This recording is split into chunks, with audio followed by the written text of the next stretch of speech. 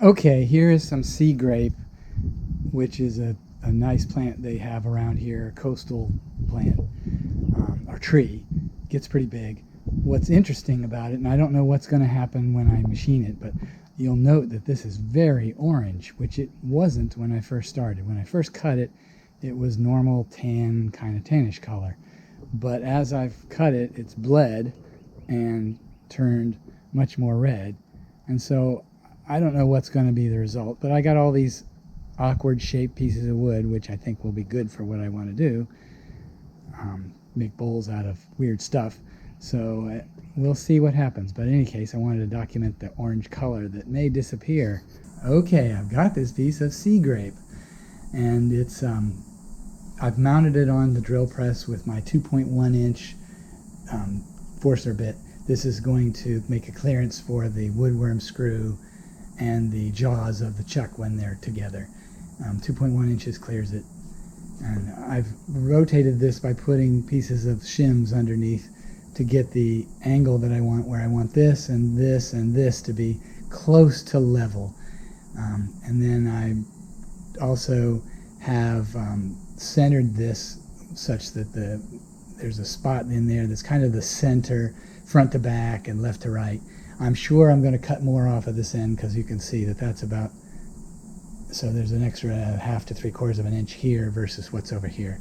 But it's in the center of the body of the thing, and so there'll be round ends, and we'll see. But in any case, this will be the top once I've mounted the 4-jaw chuck on here with the woodworm screw, and this will be the bottom, and I'll form up a tenon or a insert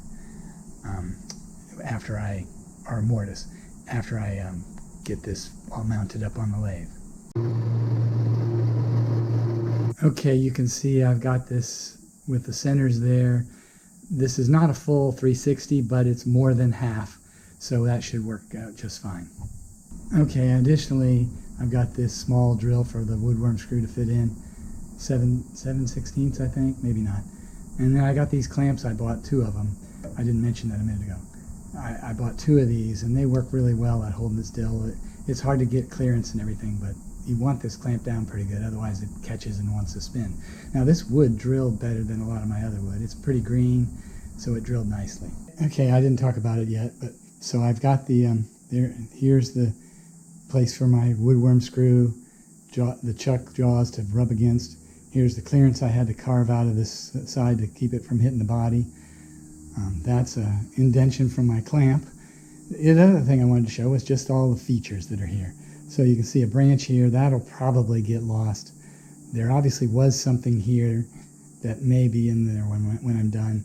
This will be machined some, but it'll still be there. This will be there. And you can see this is a branch that was dead for a long time, and it started to try and grow over it. Another protrusion here and here. So overall, it's got a lot of interesting features. I cut these off so I could set it on my drill press flatter. So in any case, again, this is going to be the top, and this will be the bottom, and I've got to form a tenon or a recess on this side. And you can see the difference between the more recently, I don't have a recent cut on here, but this wood, when it's first cut, it's kind of cream color, and then over time it turns orange, and I am not sure why, and then whether it will do that. And also on the cross grain areas, like this is what it looks like when you first machine it, but on this cross grain area, I don't know that it gets as much dark as it does on the end, so we'll see as I go along.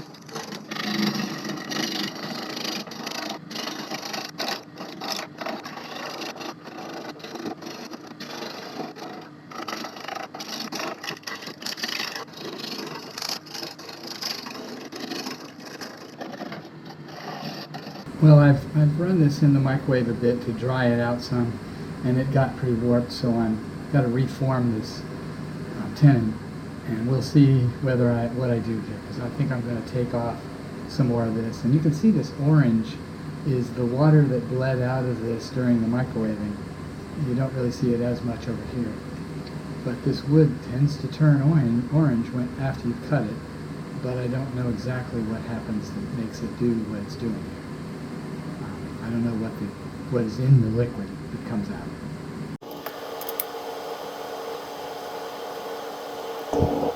Looks like that works. I have a mask on, so we'll see how it sounds here. Overall, looks like it's gotta work. I gotta form this up, get some oil on it, so take that stuff.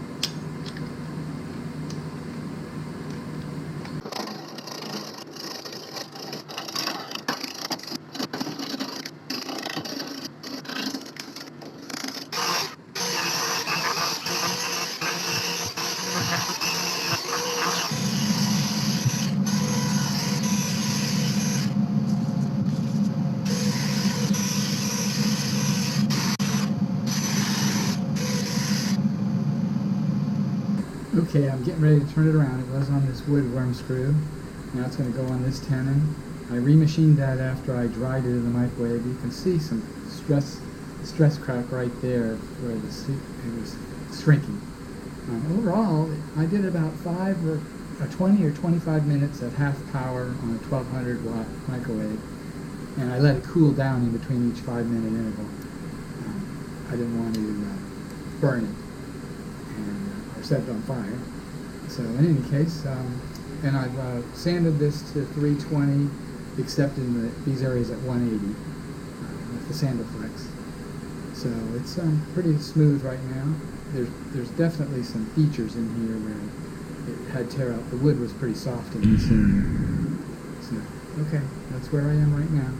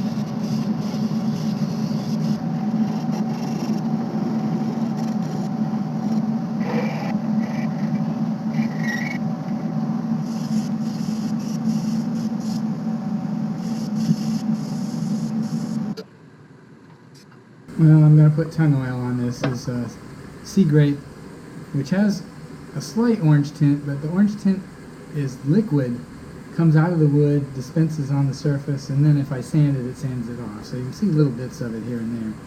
And I think on the inside you can see where it's orange a little bit, but it's not as orange as the logs are sitting out in the driveway.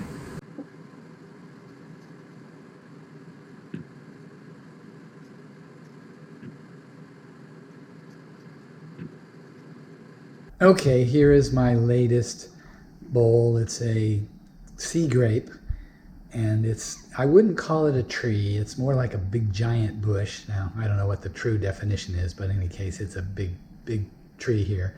Grows in the coastal areas of Florida, and I don't know where else, but it has edible grapes, like fruit on it, and that's why it's called SeaGrape, and they kind of look they're in bunches, like a grape bunch. But in any case, the wood has a slight creamsicle color to it after a little while of exposed to the environment. Because when I first cut it, it's almost white. What I don't know is how to get it to turn really orange like the logs that are sitting outside. End grain, when you cut it off, over time it starts turning almost red. It's so dark. But I don't know for sure what it's going to do. And maybe if I bothered to look it up on the internet, it'd tell me all kinds of information. But in any case, here it is. It's maybe 4, 5, 6 inches long, a few inches wide, and 3, 4 inches tall. It was interesting. I microwaved this to dry it some, and I repaired a crack in the middle there. That's why it's black right there in the center. It's got coffee grounds and CA glue. It is a nice piece. And I'm hoping the color will continue to darken up, but I don't know for sure. Right now, the lighter areas kind of remind me of creamsicle color. And I think that's about it. If you like what you see, please like and subscribe for more similar wood turning videos. Please comment on the video and I should respond. I make a video about once a week.